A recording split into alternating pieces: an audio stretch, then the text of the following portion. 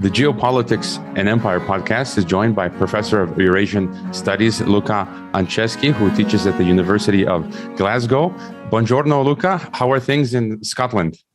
They're okay. Thanks a lot. All right. I've been following your work, and I wasn't aware my previous guest was actually your student, so that's pretty cool. You had actually a point that you wanted to start out with, so why don't we start there?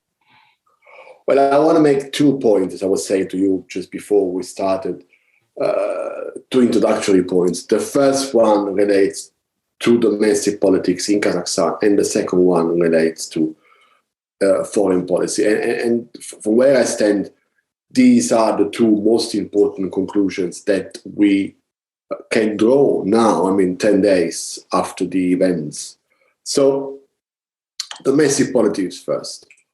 Was that a revolution? We will never know.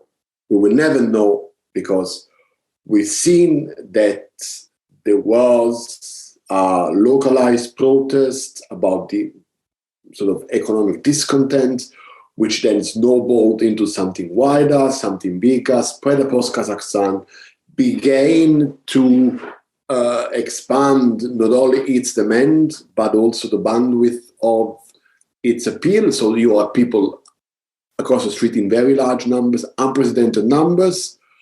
We knew that there were a few organizations that are structured or semi-structured and started to coordinate, but that stopped there because then the violence intervened. And the violence intervened was, the intervention of the violence was not a kind of incubator for the transformation of this protest into a movement that could, change the system, ask for systemic change. In fact, the protest became a secondary issue because you then have the instigation of dynamical lawlessness in Kazakhstan. Now, I don't think there is a connection between the actorness of the protest and the actorness of the violence. In a sense, I don't think that the protesters became violent, in simple words. But it was, for whatever reason, this violence happening, we can go into it later on if you like to, that stopped the natural, organic evolution of the protest movement into something that could have changed the Kazakhstani political system. So I know there are a lot of people who are talking about the revolutionary potential of what we've seen, the transformation of Kazakhstan civil society into a mass movement. There are other people who talk about what social movement theory can tell us about what happened. I think it is irrelevant at this point because it didn't organically evolve into something like that. And that's the first point. The second point I want to make relates to foreign policy. Now, I work on both aspects of Kazakhstani statehood, so I have my research to back up what I'm going to say. And the second point is that we have seen with the entry into the Kazakhstani territory of CSEO troops, we have seen a game changer in relation to the understanding that the elite has had of the role that Russia can play in Kazakhstan domestic politics. In other words, we're going to see a structural change in the way in which Kazakhstan-Russia relations are going to be evolving from now on. And which makes my general point, which I've written about, I got a couple of pieces out in the last 10 days, also my Twitters about it, that multi-vectorism, as we knew it, is probably a thing of the past. Now, to qualify this, I am not arguing that we're going to see Kazakhstan becoming a state that is completely controlled by Russia or a state that is lost its sovereignty and Putin sort of controlled from outside what's happening in Kazakhstan. I'm not saying that. What I'm saying is that, especially when it comes to bilateral relations and the bilateral relations within the Eurasian Economic Union, which is a very important avenue for the Russia-Kazakhstani relation, we will see Kazakhstan having less room for maneuver when it comes to play its kind of reluctant role of integrator. So the last 25 years, we've seen Kazakhstani government, Nazarbayev particularly, calling for a new form of integration among sovereign states, among equal states, and he implicitly suggested that he should have been the leader of that kind of integration because it's not to Russia. Well, for listeners, I mean, wasn't it Nazarbayev, I think, in 1994, who supposedly proposed the Eurasian Economic Union? Indeed, hold on. That's 29 of March 1994. He had his big speech at Moscow State University, which is the fundamental document of Kazakhstani Eurasianism. So I think that the narrative that was born on that very day sort of died last week because, I mean, yes, that was a very small, numerically, very small contingent sent into Kazakhstan. The troops have already left, but symbolically, that was very significant. And also, we need to recognize that these kind of military interventions do have consequences when it comes to foreign policy. So I am not saying by any way that Kazakhstan is going to be the next Belarus, that always kind of be very close to Russia, or am I going to? And not arguing either that Kazakhstan will cut off ties with China and with the European Union, but in the bilateral relation that the Kazakhstani state has got with Russia and the way in which these relations are understood and played out in multilateral terms in the Eurasian Union, well, having a president whose political life is now owed to Vladimir Putin does not allow the Kazakhstani state to be as free as they used to be. So, and regardless of whatever, I mean, I heard today the ambassador to the UK saying that multi-vectorism will continue as it used to be. Well, that is kind of denying the effect of that event, and we can't simply pretend it didn't happen. You wrote in your Carnegie piece, as a consequence, we may reasonably expect the regime in Nursultan to drop its typical reticence toward integration into the Eurasian Economic Union. And actually, earlier this week, this is what I had said on one of my podcasts regarding Kazakhstan, that I also believe that as a result, Kazakhstan would push forward in this Eurasian integration. And I read somewhere that we see sometimes crazy opinions from Russian analysts or others saying that the idea of Kazakhstan, we have the Belarus and Russia union state, and the calls for then adding Kazakhstan to like this union state. But in general, then you think, you just mentioned from 1994 until the current events, that was one phase. Do you see now Kazakhstan a second phase where it will push closer now towards integration with Russia in the Eurasian Union? Look, I am actually very glad that we are able to discuss this issue in such depth, because obviously, it's difficult to publish this kind of analysis for kind of commentary pieces. So what I'm saying is that the way in which Putin understands Eurasianism and the Eurasian Union since 2011, 2010, when he got back to the Kremlin, it is pretty much an instrument of geopolitical domination, if not in practice, at least rhetorically. And we've seen that at different times, Russia really insisted that these states would become part of this process. So push to have these states in this Eurasian Union. So I think that the main consequence of what we saw last week with Kazakhstan entering into the being accepting, or actually inviting CSTO troop, is that should Eurasian integration become, again, returning to play a very significant rhetorical role in Russian foreign policy, well, Kazakhstan will no longer be able to resist and be reticent about this process. So I'm not going to say it's going to happen, but when they were negotiating the treaty, there were some issues that Russia wanted to be on the treaty and some others that weren't.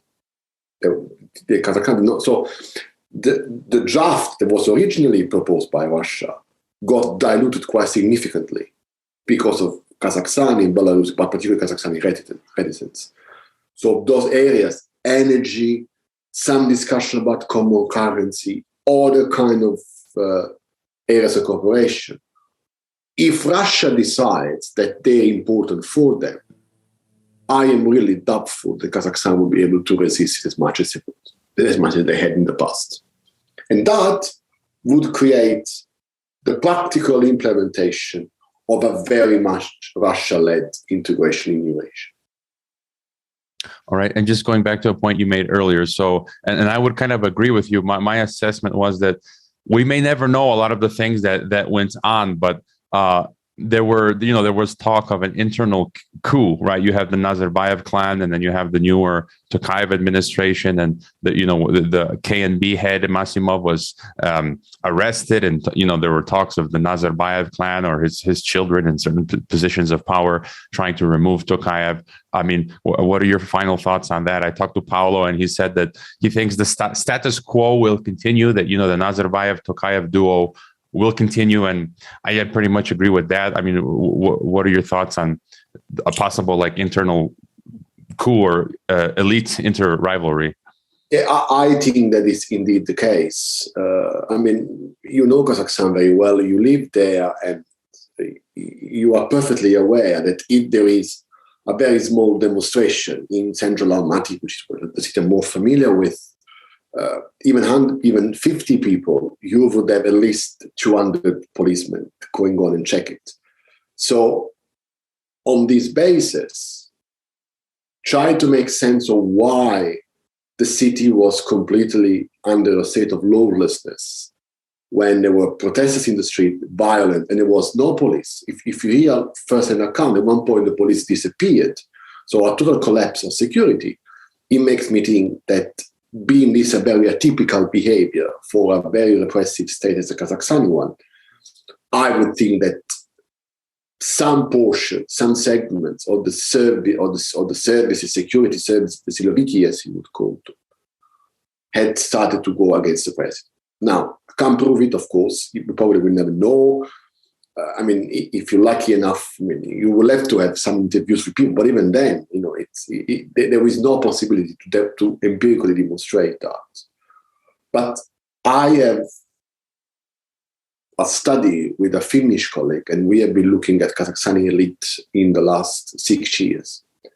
And one of the main conclusions that we had, I mean, we were written here, we're hopefully to get it out at some point through this year, is this: the elite in the Tokayev, 2019 up to now, had become somewhat a little bit more oligarchic. So it wasn't as personalistic as Nazarbayev-centric. So Tokayev did not substitute the Nazarbayev nexus straight away. So you had the coexistence of different power centers within the elite.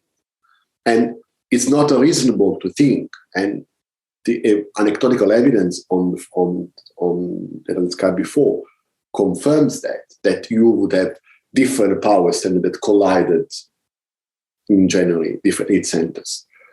Now, are we ever going to be able to identify clearly what these centers are? The answer is we probably won't. We need to do the kind of speculative work that Sovietology used to do, and you had to see who got moved here and who got moved there. And the reality is that so far the only person who paid is Karim Massimov. He has been his obliteration from the elite, arrest is an obliteration, is the main result of what happened last week. Now, whether or not the president is going to be able to kind of disenfranchise the Nazarbayev family and strip them of the assets, that's something for the next few months to see. Obviously, dealing with Massimov was much easier than sort of completely uprooting the Nazarbayev power system. So my thinking is in these terms. I read what Paolo wrote about not being sure about who controlled what. I am not really sure. I mean, whether you can, there is a lot that we don't know. But I think that the protest we've discussed before became a very, very, very useful shield behind which to conceal this elite rift. So the eruption of these protests in a foreign elite which was already fragmented before that. And don't forget, and there's something which I haven't heard much in today's. When the OCCRP found out about the Pegasus investigation, well, we heard that Tokayev's phone was under surveillance, which means that if the president is under surveillance, there must be someone who's doing this surveillance. So there was a fragmentation there. I mean, you don't need to be a conspiratorial. So, I mean, I guess the point I'm trying to make here is that however we understand the protests, however we understand what's going on, and of course, these demands are legitimate. The people are seriously disenfranchised in Kazakhstan.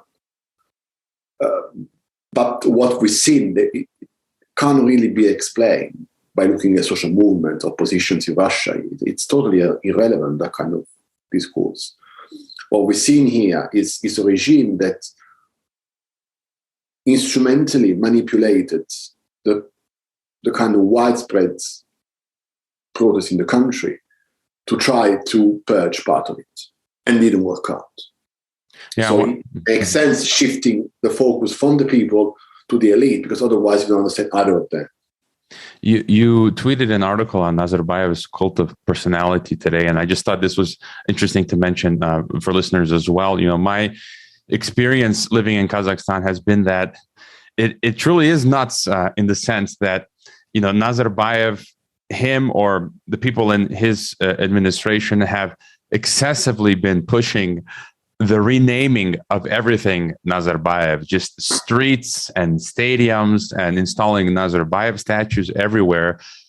In that sense, the cult of personality. But when it comes to the people, you know, almost every single Kazakh that I've met, they laugh about it, they roll their eyes, and they joke. So they don't take it seriously. They don't buy it. So it's kind of like a cult of personality without the cult. And, you know, what are your thoughts on Nazarbayev's cult of personality? Has that star kind of faded? Look, I remember being, you know, walking in central Almaty, this beautiful avenue called Furmanova, and now it's called Nazarbayeva. And everyone, you know, everyone who I was walking with, they would tell me, this 2011, 2012, they would tell me, well, when Nazarbayev dies, this will be renamed Nazarbayeva. It actually happened a few years later. So there has been a tendency in the government of accelerating the establishment of what they will call it, you know, today, the Nursultanistan. And I think that's annoyed the people a lot. Now, whether the Kazakhs didn't believe or did believe the cult of personality, I think it's kind of irrelevant, because it's still imposed by the regime. So you're right, there are people who laughed about it, but I also see people who went and put their hands into the handprint. When the movie was out, there were people who actually were taking pictures of, this is Putin, so the part where the lead, taking picture from the billboard. They're obviously the exception of the norm, but I think that cult of personality are the narrative representation of a regime that tries to play the numbers and just put it out there in the hope that as many people as possible do believe it. And if they don't believe it, well, fair enough, but there are people who can, you know. So I think that it is a particular cult of personality. It's not as extreme as the one that Niyazov, for instance, built in Turkmenistan. Does not have any kind of family connotation, which is what Niyazov did, for instance. Has been put into place more aggressively in the last 6-7 years with the movies, the trilogy, with the renaming of the capital, with the name of the streets. And it didn't work, obviously annoyed the people. But it is part of what that regime thought that was the way to go. Even the successor, one of the first decisions that he made was to rename the capital into Nursultan. I think that what actually hurt Nazarbayev more than this kind of problem was the corruption that his family oversaw. When the people, started to chant "all down with the old man," I think that what they actually meant was getting rid of all the corrupt people around him, not just change name back into Astana. Mm-hmm. They want a kind of distribution of assets that the family had stolen. I would be remiss not to ask you this angle. The Chinese, the Russians, and some Western analysts say that this was a poor or failed regime change attempt by the West, that possibly extremists were sent in from abroad, or a color revolution was attempted. Someone pointed out that the KNB head that was arrested, Masimov, had close ties to Joe and Hunter Biden. What are your thoughts for these proclamations of a regime change attempt from abroad? Oh, well, it's drivel, isn't it? It's just totally irrelevant. It's conspiratorial. It's obviously kind of influenced by wider narrative of disinformation and misinformation. So I won't really engage with it, to be honest with you. I just want to make one more point on Russia. I think that, here you need to distinguish between the kind of sectors you mentioned before and what the Russian government ended up doing in here. And from whatever perspective you want to look at it, this has been a fairly good week for Putin when it comes to Kazakhstan relations. I don't think that the invitation of Tokayev's invitation of CSTO troop is inconsequential.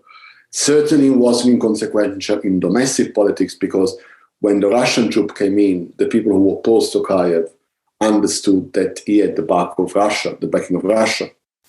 But I don't think it's going to be inconsequential even in foreign policy level, as I was saying before, because now that is a seminal moment, a watershed in now Kazakhstan-Russia relationship. I want to be framed.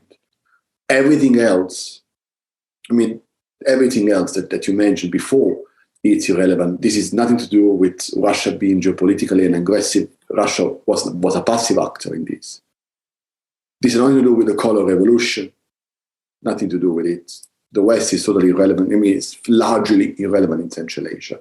Also, there is not really a design for regime change in Kazakhstan. Who would you do that? It is a difficult environment to penetrate.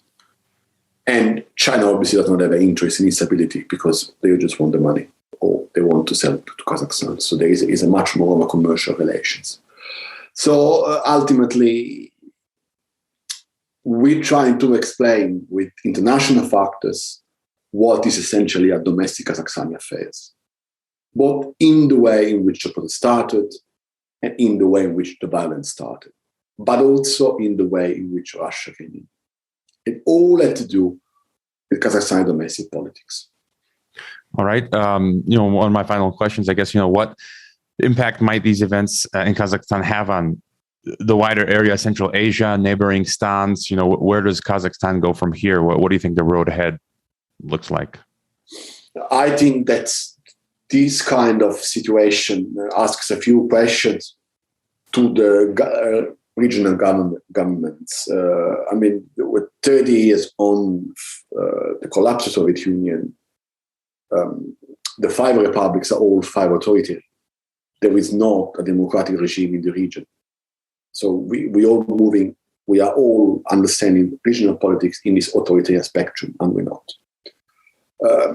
And seeing the Kazakhstani regime, which has always been thought, even by people like me, as a way to be very stable, being the problems, of course, it has been noticed and understood in Tashkent, in Ashgabat, and so on and so forth. So I think that the bigger question now are going to be asked in Uzbekistan, because the model of authoritarian development, which we've seen at play in Uzbekistan since 2016, it is very much shaped around the Nazarbayev dream of the 2000s.